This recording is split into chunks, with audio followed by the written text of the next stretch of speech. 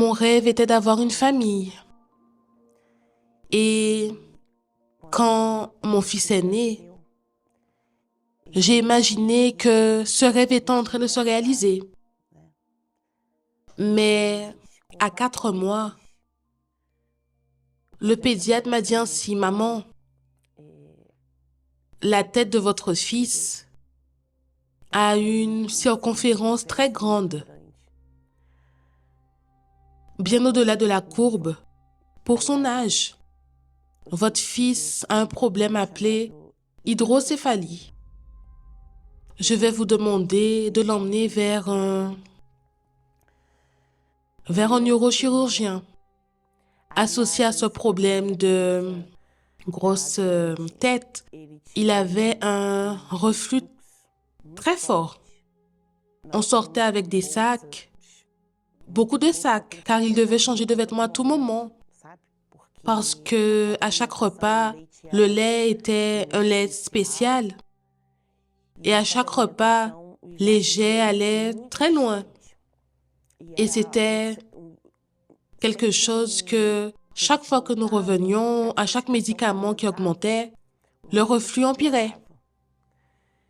Et alors nous sommes allés chez le neurochirurgien, le premier, et il a dit, maman, on va mettre une valve dans la tête de votre fils parce que sa tête augmente, grossit, parce qu'il y a de l'eau dans sa tête.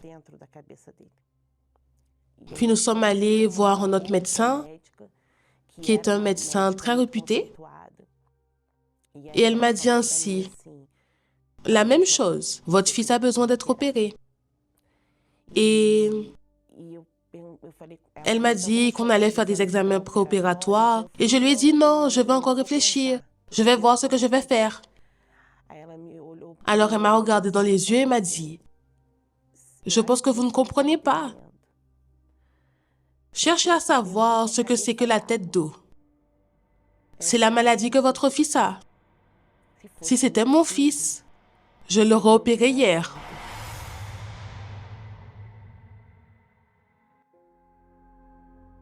Je n'ai pas accepté, car on connaissait déjà Dieu. On avait la foi. La foi. On avait déjà appris à utiliser la foi. On connaissait déjà Dieu. Et j'avais le rêve d'avoir une famille. Et tout le monde pense que son enfant va commencer à grandir, va commencer à ramper, à s'asseoir, à marcher, à courir, à jouer. Et je ne savais pas si mon fils allait réussir à faire ça.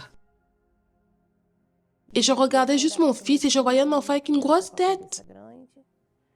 Un enfant qui n'était pas beau, parce qu'esthétiquement, il n'était pas beau. Il avait une bosse.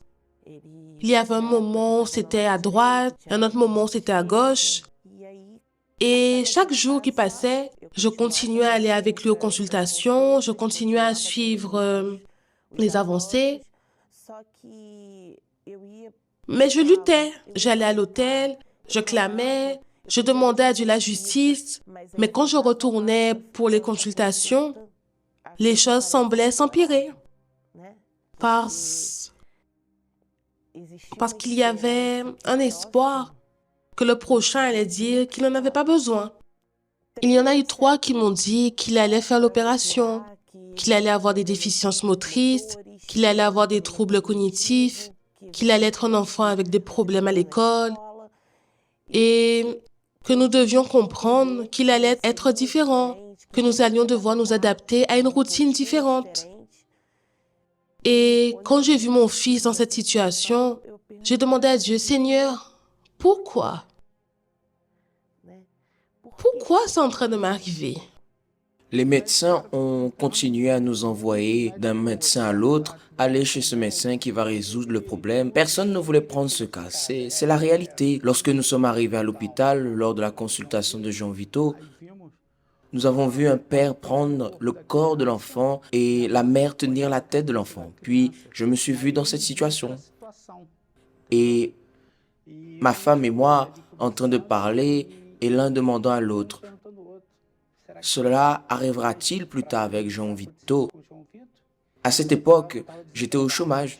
J'avais une voiture, et une maison financée et j'ai tout perdu avec l'huissier de justice. Ils ont pris à la fois la maison et notre voiture aussi. La voiture que nous utilisions pour emmener Jean Vito à l'hôpital. Regardez, c'est une révolte. C'est une révolte parce que j'ai dit, Seigneur, ce n'est pas juste. Un enfant avec une tête de cette taille ici. Il allait se faire opérer. On allait lui mettre une valve qui allait drainer. Mais à 7 ans, cette valve devait être changée.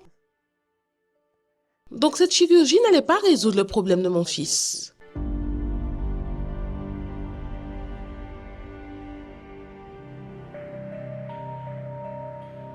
Et le temps est passé petit à petit et les difficultés sont arrivées.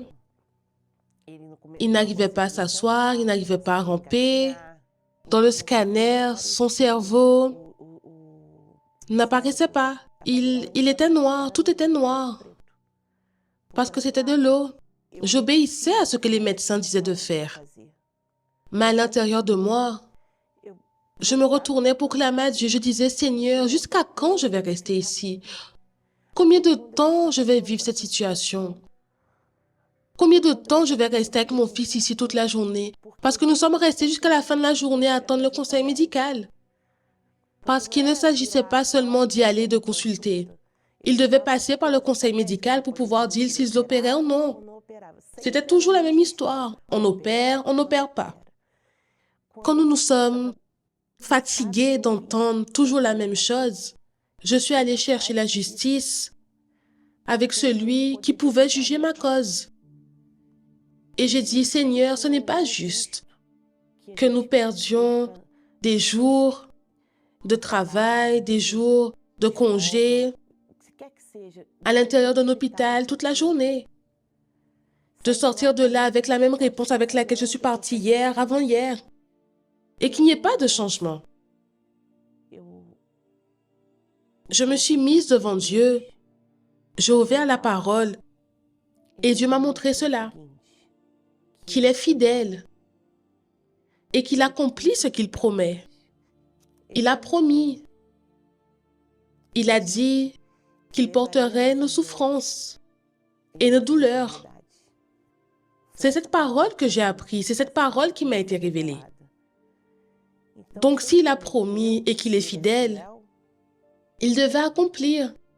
Et puis est venue la campagne d'Israël. Et ce n'était pas la première. Et j'étais sûre que Dieu allait transformer. Je ne savais pas ce qu'il allait faire. Je savais juste que Dieu allait faire. Je ne savais pas quoi, mais je savais qu'il allait faire. Nous avons mis toute notre force. Notre cause allait être jugée. Dieu allait donner la sentence finale, dans la certitude, une fois de plus, qu'il allait accomplir ce qu'il a promis. Je suis montée sur l'autel et j'ai remis mon bébé à Dieu. J'ai dit, Seigneur, c'est ce que tu détermines.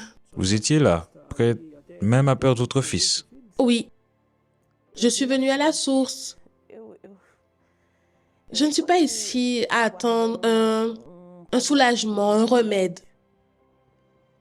Je vais directement à celui qui peut m'aider. Je sais que ce n'est que le Seigneur.